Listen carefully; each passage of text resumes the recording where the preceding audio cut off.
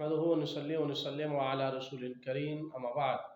फ़ाऊज़ु बिल्लाहि मिनश शैतानिर रजीम बिस्मिल्लाहिर रहमानिर रहीम। नाज़रीन, आज आपके सामने ये ज़िक्र करना है कि रमज़ानुल मुबारक के महीने में किन लोगों को इजाज़त है कि वो रोज़ा न रखें। नाज़रीन, ये दीन इस्लाम एक ऐसा दीन है जो हर एक की रियायत का ख्याल करता है। दीन इस्लाम के अंदर जबर नहीं है, दीन इस्लाम के अंदर ज़बरदस्ती नहीं है, बल्कि दीन इस्लाम हर एक के उज़्र को देखता है और उसी के मुताबिक उसका हल बताता है। दीन इस्लाम सिर्फ और सिर्फ फिक्स रूल्स नहीं है, बल्कि हर एक की कंडीशंस को देखकर उसके मुताबिक रूल जो है वो अप्लाई कराया जाता है। चुनाचे दीन इस्लाम का अहम फरीज़ा और अरकान इस्लाम का अहम हिस्सा वो रोज़ा है, मगर नाज़रीन ये रोज़ा गोया के हर शख्स पर फ़र्ज है, हर मुसलमान ज़ी शऊर ज़ी अक़ल पर फ़र्ज है, मगर इसमें भी कंडीशन बना दी गई है कि कुछ ऐसे लोग हैं जिनकी अगर ये कंडीशन हो तो उन्हें रोज़ा ना रखने की इजाज़त है। नाज़रीन, आज की इस वीडियो में आपसे ये डिस्कस करना है कि वो कौन लोग हैं जिनको रोज़ा छोड़ने की इजाज़त है, वो रोज़ा ना रखें, उन्हें किसी किस्म का गुनाह नहीं है, उनके लिए रियायत का जो अंसर है वो कौन से लोग हैं शरीयत मुताहरा की रोशनी में। नाज़रीन, मैं बड़ी इख्तिसार के साथ 5 लोगों का ज़िक्र करने लगा हूँ कि जिनको ये रोज़ा छोड़ने की इजाज़त है कि वो रमज़ान के महीने में रोज़ा ना रखें, उनको इजाज़त है। अगर ये 5 कंडीशंस पाई जाएं तो उनको इजाज़त है। आइए नाज़रीन, चलते हैं अपने उन्वान की तरफ। तवज्जो से इसको शुरू से आखिर तक देखिएगा,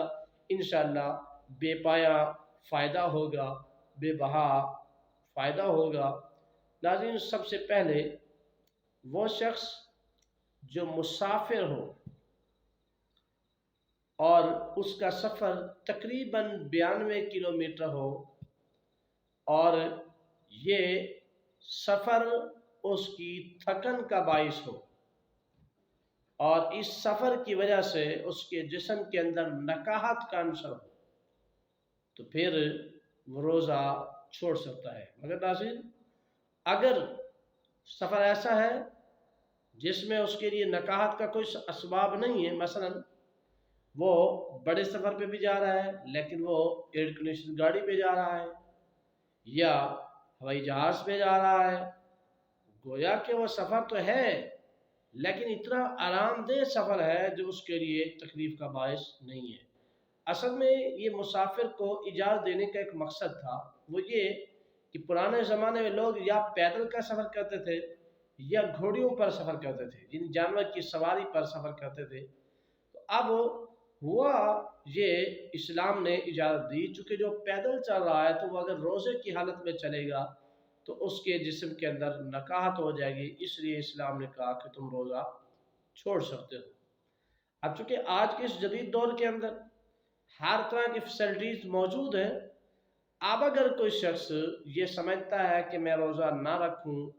तो भी कोई बात नहीं, लेकिन अगर मैं रोज़ा रख लूँ फिर भी मेरे लिए सफ़र में कोई दिक्कत या कोई परेशानी नहीं बनेगी, तो फिर ये रोज़ा रख लेना ये ज़्यादा बेहतर है। लेकिन आप देखें,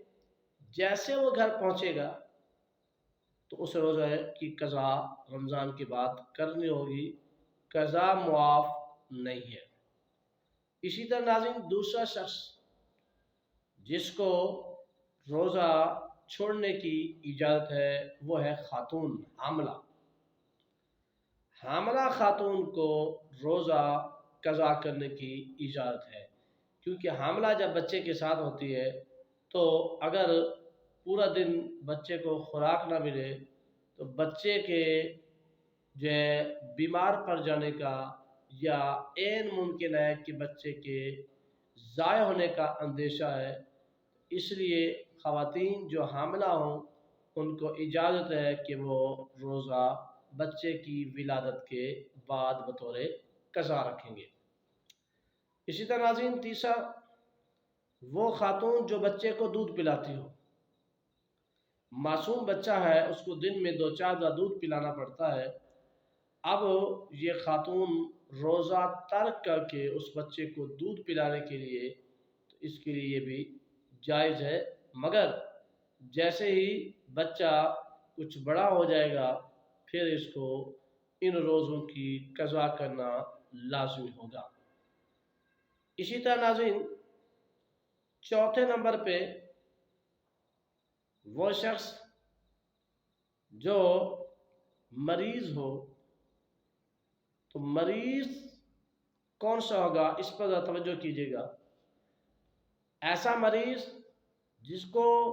उस शोबे का स्पेशलिस्ट डॉक्टर ये लिख कर दे और वो डॉक्टर भी मुत्तकी और परहेजगार हो कि आप अगर रोज़ा रखेंगे तो आपकी मर्ज़ में इजाफ़ा हो जाएगा, मर्ज़ बढ़ जाएगी, तो इस सूरत में मरीज़ को रोज़ा तर्क करने की इजाज़त है। लेकिन अगर मर्ज़ बढ़ने का अंदेशा नहीं है,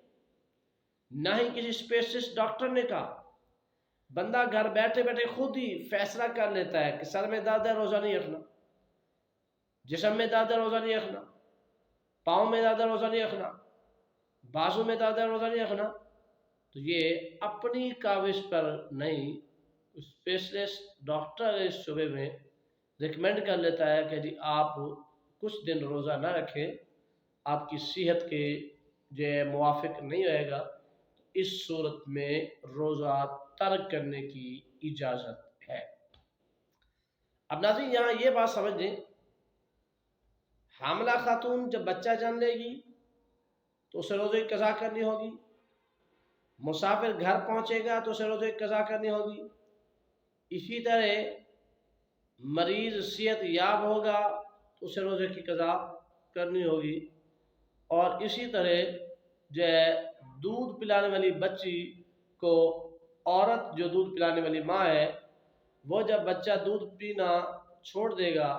तो माँ पर जो है रमज़ान के रोज़ों की क़ज़ा ज़िम्मे होगी।